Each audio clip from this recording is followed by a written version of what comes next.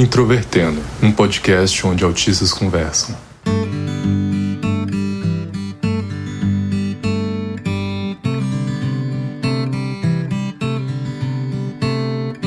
Um olá para você que ouve o podcast Introvertendo, que é o principal podcast sobre autismo do Brasil.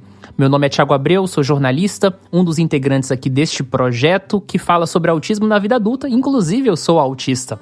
Oi, eu sou Luca Nolasco, fui diagnosticado aos 16 anos e hoje estou aqui com 22 e convivendo com isso.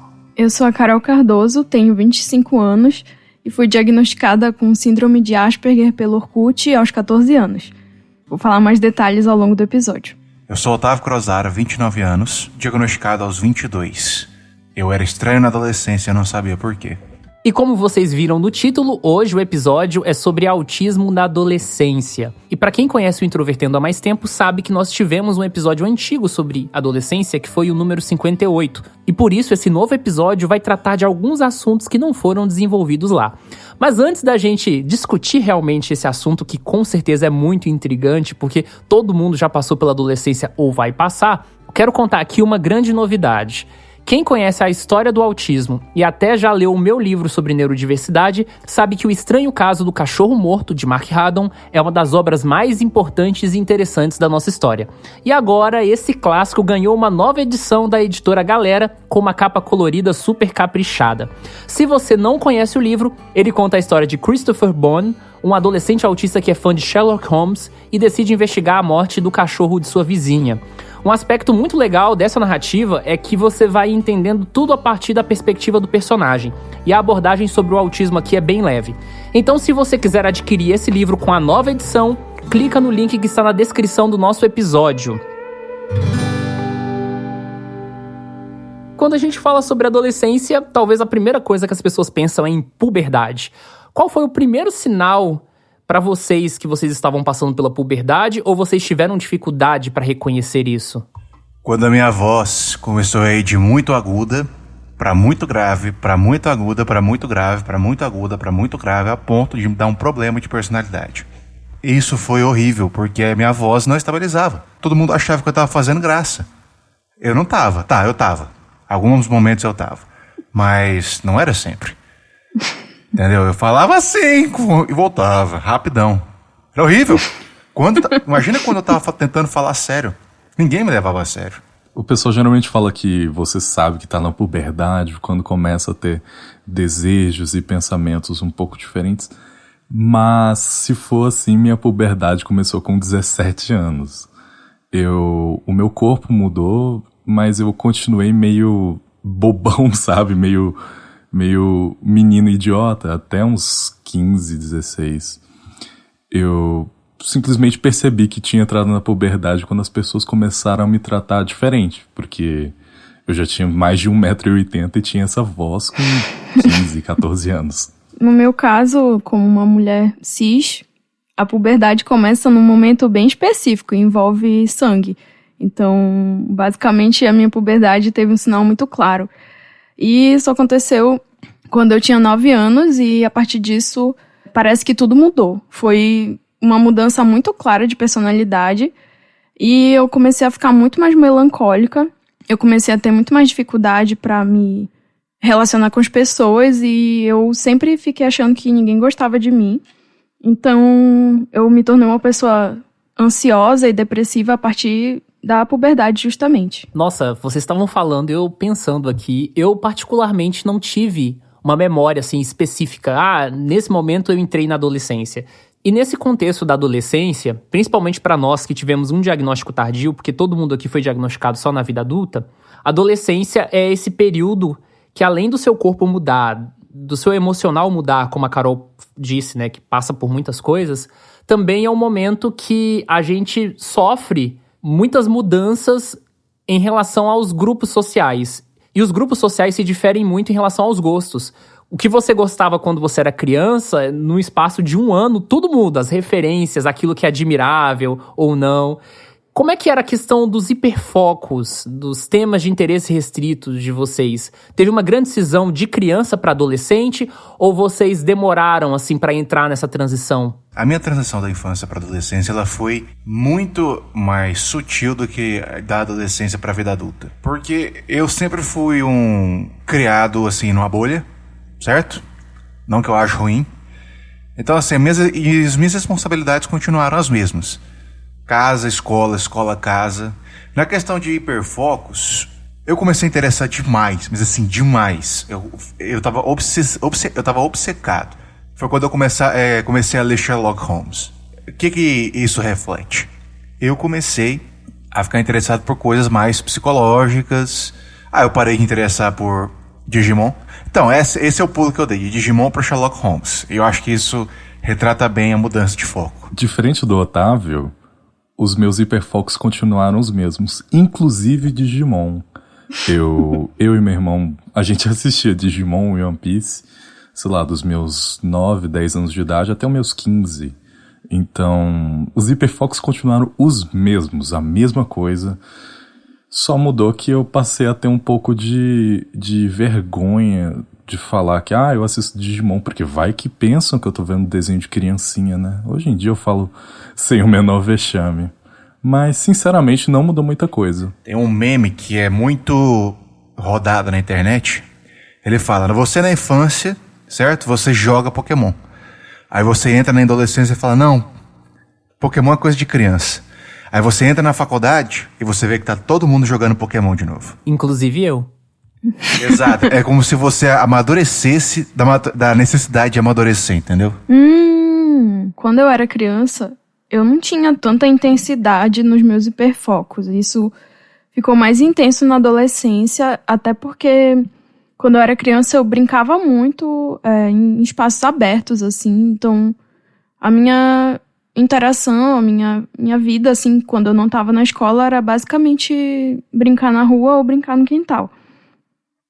Quando eu fui ficando mais adolescente e as pessoas da rua começaram a não querer mais brincar, eu comecei a me isolar um pouco mais e eu comecei a ficar mais ansiosa e as pessoas da escola meio que não me davam muita importância também e era muito mais difícil fazer amigos e eu precisava ocupar o meu tempo com outras coisas.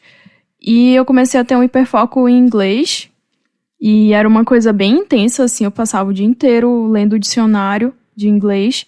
E aí depois eu comecei a ficar viciada na revista Super Interessante. Eu li todas as revistas desde a primeira edição, que foi lançada em 1987.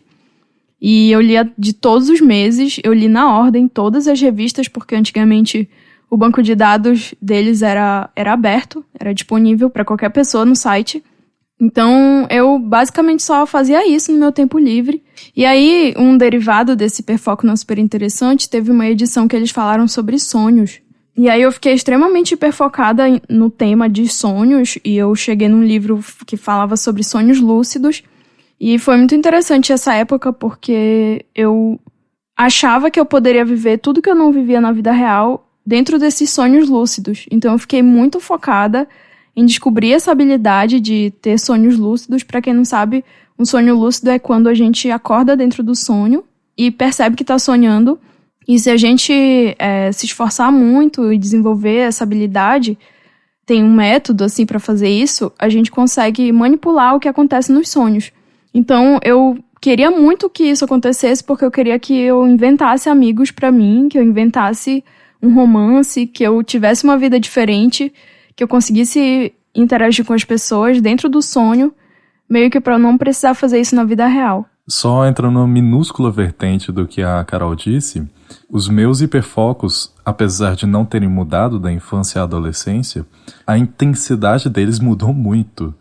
Porque na infância eu assistia desenho animado casualmente. Já na adolescência eu assistia quase competitivamente. Eu queria saber absolutamente tudo sobre Digimon, tudo sobre One Piece. Eu assisti 500 capítulos facilmente. Então a intensidade das coisas de fato mudou bastante. Concordo com o Luca. Assim, eu já assistia anime, mas na adolescência foi um ponto de virada pra mim também.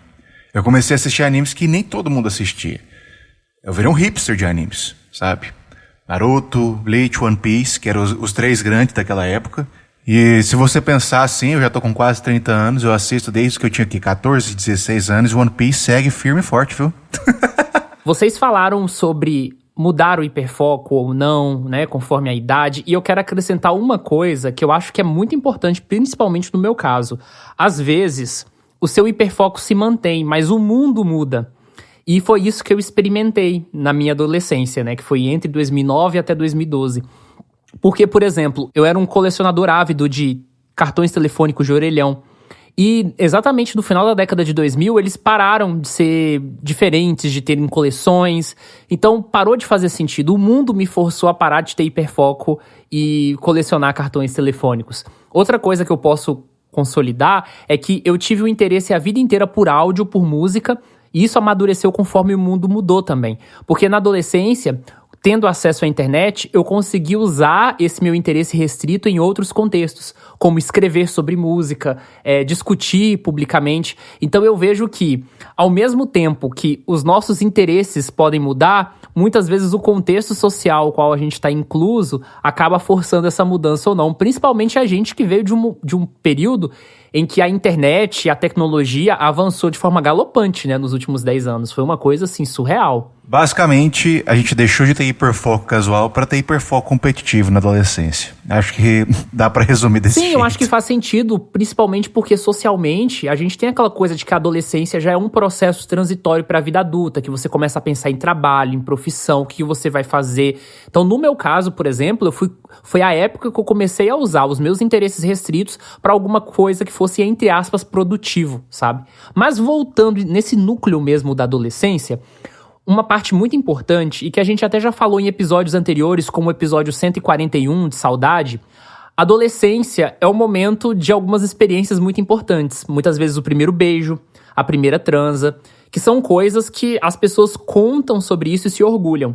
E lá naquele episódio 141 de saudade, a gente falou que é difícil alguns autistas terem saudades desses marcos da vida se eles não viveram isso, né? E que é algo muito triste.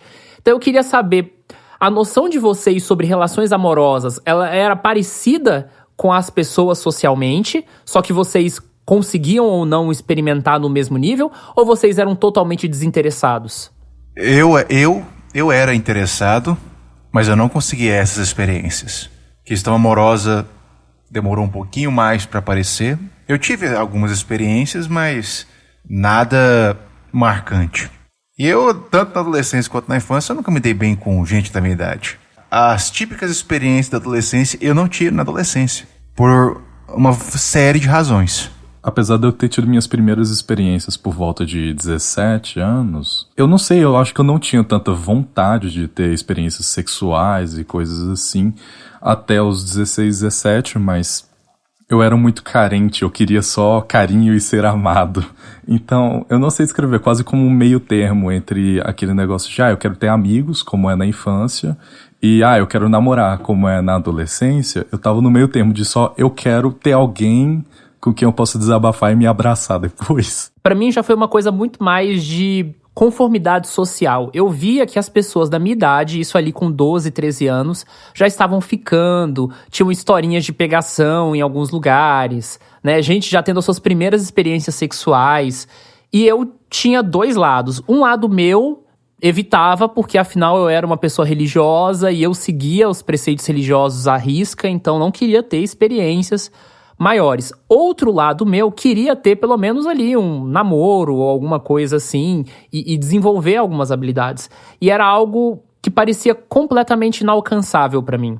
Na minha percepção, em algum momento da vida eu ia me dar bem, mas não seria naquele momento. Mas aí, ao longo da adolescência, principalmente ali dos 16 para frente, eu comecei a ter a noção real do quão distante eram as minhas habilidades e aquilo que eu poderia conseguir em relação às outras pessoas, que era algo que eu não tinha com 14, com 13 anos. Então, acabou se tornando uma coisa bem chata. E é claro, isso também tem relações com a questão da sexualidade. Era muito mais difícil realmente conseguir ter experiências como as outras pessoas, porque eu não era como as outras pessoas. Comigo aconteceu basicamente a mesma coisa, de um jeito um pouco diferente. Eu lembro que teve um marco imenso nessa transição, que foi a chegada de uma colega na escola, e ela era 1 ano mais velha. E só isso já fez muita diferença, porque parece que ela teve um efeito Regina George em todo mundo, sabe? Parece que ela era a rainha da escola e todo mundo queria ser igual a ela. E parece que a partir desse momento, todo mundo começou a pensar em namoro e ela foi a primeira menina da escola a começar a namorar, da minha turma, no caso. E acabou gerando uma grande cobrança das outras em relação a isso. E eu não tinha nada a ver com isso, sabe? Muito menos ainda porque eu me interessava por meninas. Eu, inclusive, tinha uma crush nessa menina. Mas eu não entendia, assim, nessa época. E eu só comecei a entender isso quando eu tinha uns 15 anos. Então, eu passei o ensino fundamental inteiro sem ter nada, nem próximo de uma relação amorosa, nem de conhecer alguém, nem de me apaixonar, nem de nada disso.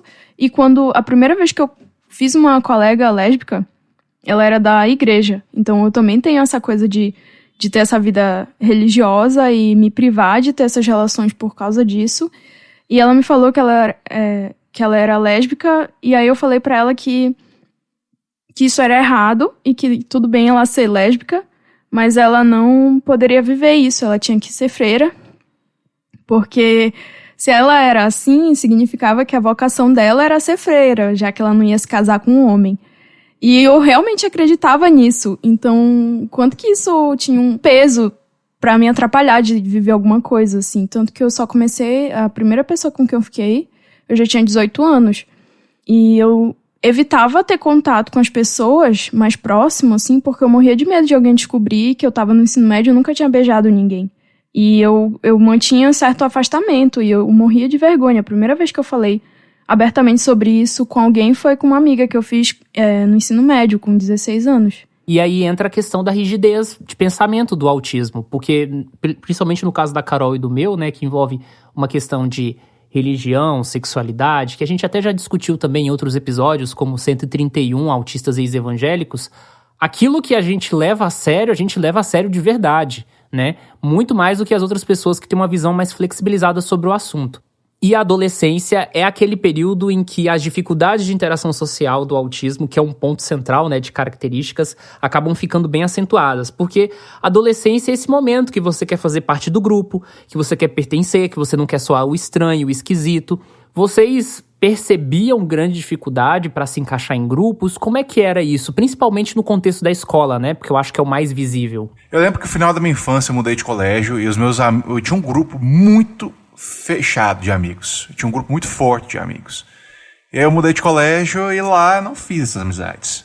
Amigos não me faziam falta. Agora, o fato de não fazer falta um grupo de amizade, isso me incomodava demais. Eu estou bem numa situação em que ninguém está bem, então tem alguma coisa errada comigo. A expectativa de ter relações de amizade doía mais do que a ausência de relações de amizade. Eu nunca tive amigos de verdade na escola.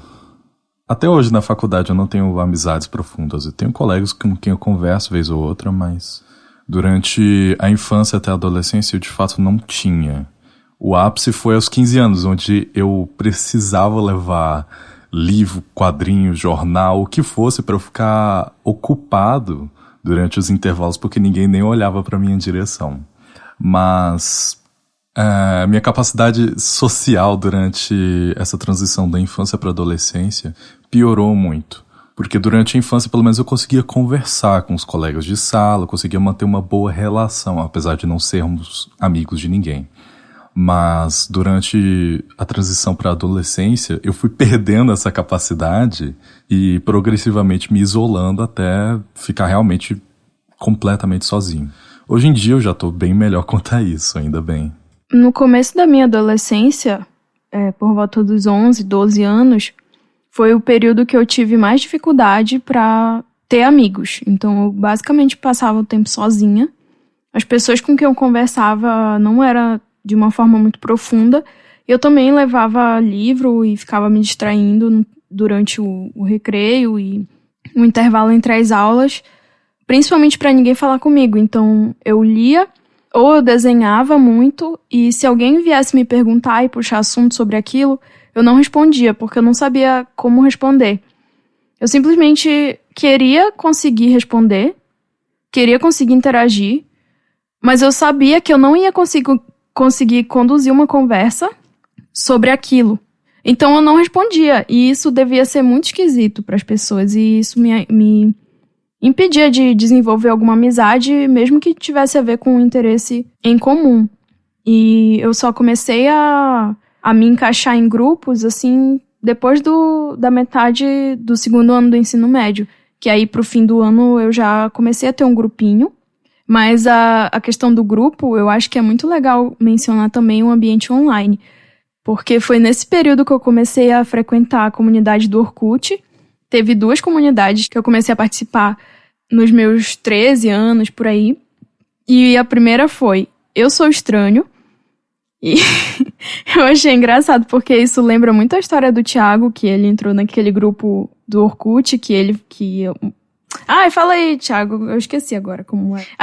Aquele grupo de transtorno... Ah, de transtorno esquizoide, mas era Facebook já na época. É. Ah, era Facebook? Nossa, mas eu entrei no Orkut, também teve um grupo de transtorno de personalidade esquizoide. Então eu entrei primeiro nesse grupo de Eu Sou Estranho, depois eu entrei no grupo de personalidade esquizoide, e depois eu encontrei um grupo do Orkut que era Eu Tenho Síndrome de Asperger. E aí eu amei esse grupo e basicamente, por isso que eu falei que no começo eu fui diagnosticada com síndrome de Asperger com 14 anos, então no tempo de 2 anos eu fiquei participando desses grupos de pessoas estranhas, e eu me senti muito parte de um grupo nessa comunidade. Eu conversava muito, e eu falava sobre crises, por exemplo, do que causava crise. E mesmo que eu não tivesse diagnóstico, eu me sentia muito acolhida ali.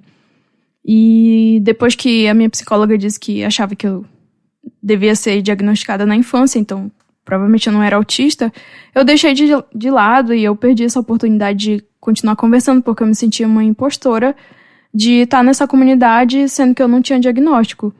E aí eu parei de falar com todo mundo e só comecei a ter uma amizade maior depois que eu saí desse ambiente online e finalmente fiz uma amizade que me proporcionou várias outras amizades. E hoje eu consigo ter uma rede de amigos bem legal, assim. Eu passei por maus bocados nessa questão de grupos sociais. Assim, se eu contar vai ser muito longo, mas eu lembro que aos 13 anos, no final do ensino fundamental, eu tinha alguns colegas de escola que eles eram os mais quietos da turma, eles eram um grupinho, assim.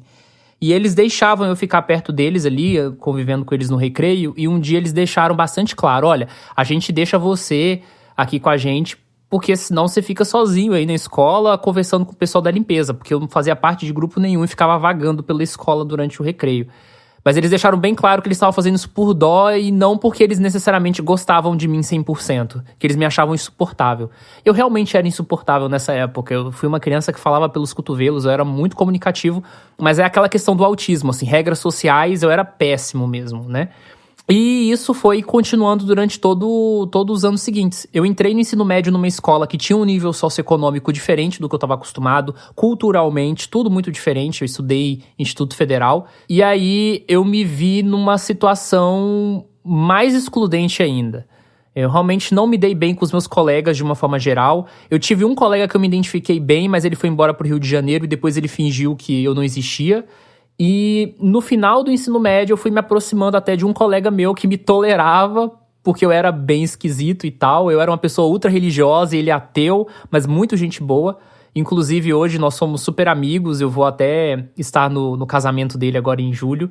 Basicamente eu não consegui fazer parte de grupos nenhum, eu não tive nenhuma amizade durante o ensino médio, e isso me causava um sofrimento muito grande. Foi isso que me levou ao diagnóstico de autismo. Eu já falei aqui várias e várias vezes, então não vou repetir. Quem não conheceu, ouça os outros episódios do Introvertendo, mas foi aí que eu comecei a ter a sensação de eu sou estranho, eu sou diferente, o que há de errado comigo? Essa coisa que me acompanha a vida inteira que eu não sei o que é. Ao mesmo tempo, a única gota social que eu tinha era a internet. Então eu frequentava muitos grupos, né? Primeiro as comunidades do Orkut, depois os grupos no Facebook. Fiz amizades virtuais e eu cometi muita gafe social. Já fiz cada coisa na internet que ainda bem que não está registrado, porque eu realmente teria muita vergonha. Mas no final das contas, No final da adolescência, eu cheguei com a sensação de que eu estava completando 18 anos e que eu não tinha nenhum amigo, nenhum vínculo social. Chegava o final de semana, se eu tivesse que ir pra algum lugar na cidade, eu não tinha pra onde ir, eu não conhecia nada da cidade, não tinha grupo social, não tinha temas de interesse. Então era algo que causava muito sofrimento. E eu só fui ter a dimensão profunda desse sofrimento no final do ensino médio, porque muita coisa que eu passei nem eu consegui interpretar direito.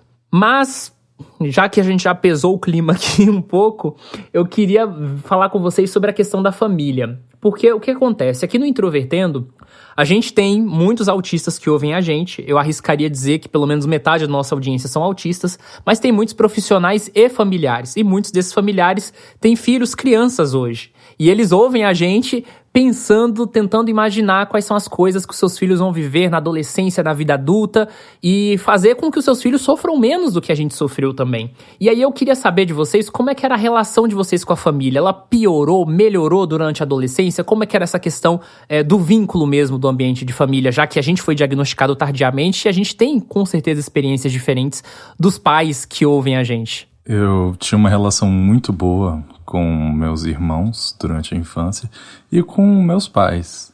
Conforme eu fui ficando mais velho durante a adolescência, essa relação foi se deteriorando até atingir o piso mais fundo quando eu tinha uns 17 anos. Não teve briga, não teve nada, só falta de contato, me fechar muito, não saber como me abrir para as coisas. Mas se isso acalma quem tá escutando e às vezes tá preocupado ao ouvir isso, foi melhorando, melhorou muito. Conforme eu fui ficando adulto, eu fui reaprendendo a conversar com a minha família, a me abrir, a expor uma fragilidade da qual eu não conseguia admitir ou pelo menos mostrar para as pessoas. Então, foi uma curva. Ficou ruim, depois melhorou e agora tá ótimo. Eu tinha muita dificuldade de interagir com qualquer pessoa fora do meu convívio. E era dificuldade de, não falar. Simplesmente a mamãe querer arrancar alguma palavra minha. De fala com fulano. E eu não sabia dizer nem oi. E eu tinha as minhas habilidades sociais bem atrofiadas num certo período da adolescência. E eu era muito estigmatizada pela família, todo mundo sabia que eu era essa pessoa que não conseguia falar, que tinha algum problema e que chamavam de bicho do mato, matuta. E tinha gente que achava que eu fazia isso pra chamar atenção. E então era bem ruim, principalmente quanto à minha família estendida, porque minha família é imensa. Então, o meu convívio familiar mais próximo era um grupo de mais ou menos 20 pessoas. E principalmente as minhas primas, eu sinto que elas foram minhas grandes amizades na minha adolescência inteira. Era com elas que eu interagia. Também, uma coisa importante, geralmente quando se fala de família e autismo, as pessoas consideram os pais e os cuidadores, ou pessoas assim, que cuidam. Mas não pensam tanto sobre as outras partes da família. Então, primos, pessoas da mesma idade, os conflitos que podem acontecer nesse sentido. Já teve até um episódio aqui no Introvertendo sobre irmãos de autistas.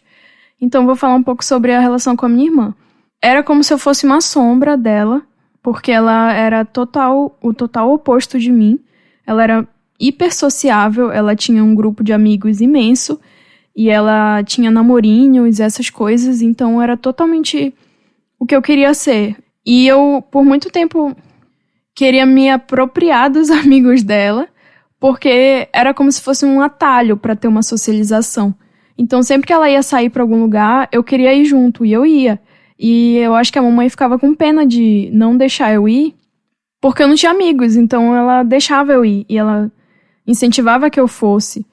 E isso acabava atrapalhando muito a relação dela com as pessoas, porque tinha certas coisas que ela não queria falar perto da irmã mais nova, né? E ao mesmo tempo que eu não queria não ter essa interação, porque eu sentia que eram as únicas amigas que eu tinha, eram as amigas da minha irmã. E por muito tempo eu não percebia o quanto que isso era ruim pra ela. Até um dia que eu ouvi ela falando sobre isso com uma outra amiga, e isso me magoou demais, eu chorei muito. E eu lembro que tem um marco muito importante que, quando a minha irmã foi fazer a formatura dela da 8ª série, Ela tinha muitos amigos, foi aquele momento de choro, de euforia da adolescência. E quando eu fui fazer a minha formatura da 8ª série, eu não tinha absolutamente nenhum amigo. Tanto que eu passei um mês, antes desse dia da formatura, treinando como seria o meu sorriso para as fotos. E claramente é um sorriso forçado, mas eu tentei memorizar os movimentos faciais para ver se eu conseguia sorrir. E quando eu cheguei em casa, eu chorei muito porque eu percebi que eu não tinha nenhum amigo, que foi uma noite péssima para mim, muito deprimente, e que eu vi as pessoas fazendo montinhos, tirando foto em grupo, e eu não tenho nenhuma foto desse tipo. E eu basicamente só participei disso porque a minha família insistiu. A minha relação com a família, com o núcleo familiar, ela não mudou tanto, na verdade. Eu vejo que no meu núcleo, mãe, pai, irmão mais novo, né? Meu irmão nasceu exatamente quando eu estava entrando na adolescência. O maior impacto que eu tive foi ele, foi sempre uma relação muito boa. Eu amo meu irmão se dá super bem comigo. Agora que ele tá entrando também na fase da adolescência e ele é brilhante, assim, em alguns aspectos que eu nunca vou ser na vida.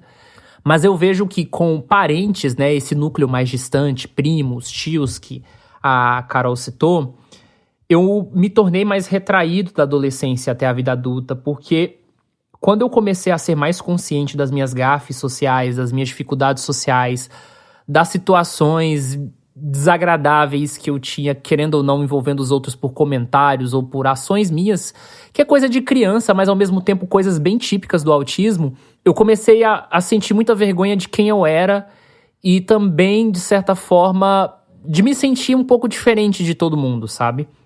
Ao mesmo tempo, eu queria ter o vínculo com as pessoas, mas eu sempre me sentia esse corpo estranho. E foi exatamente no início da adolescência que isso começou a ser mais forte, mais vívido.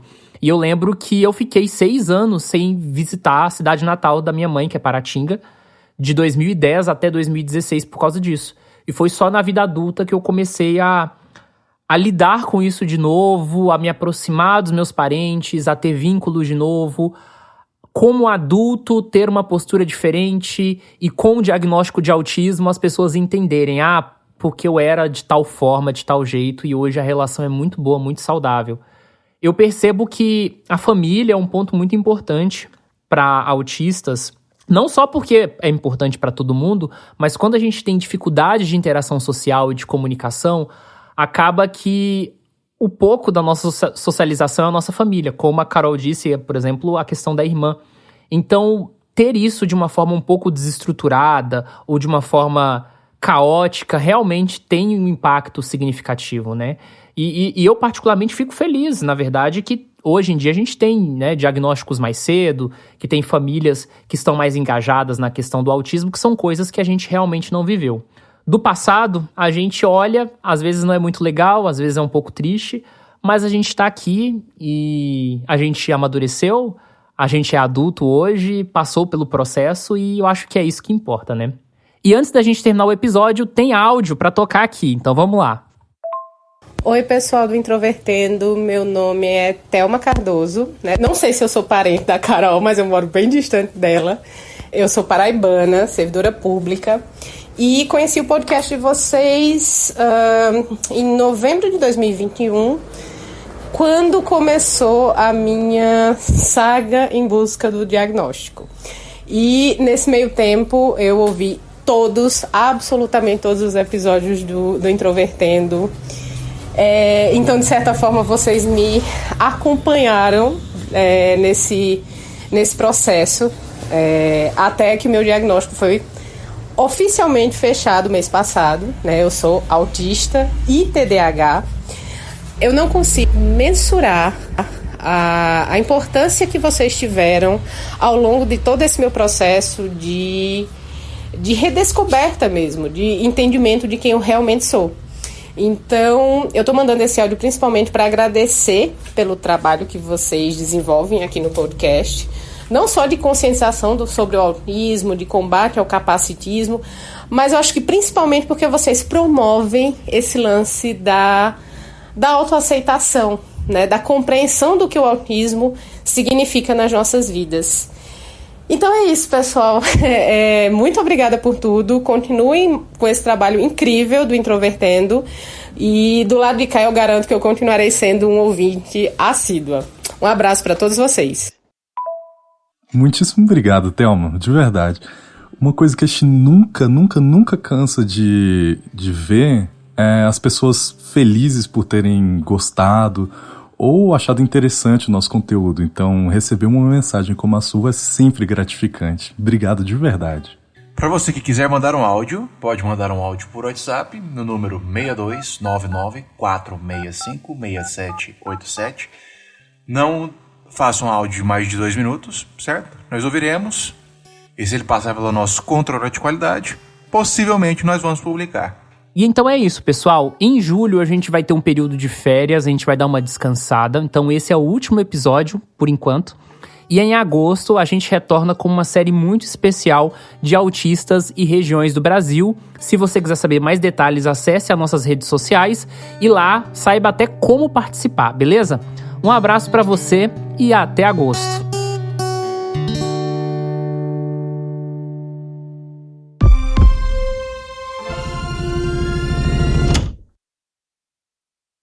Esse episódio ficou deprimente bem rápido, viu?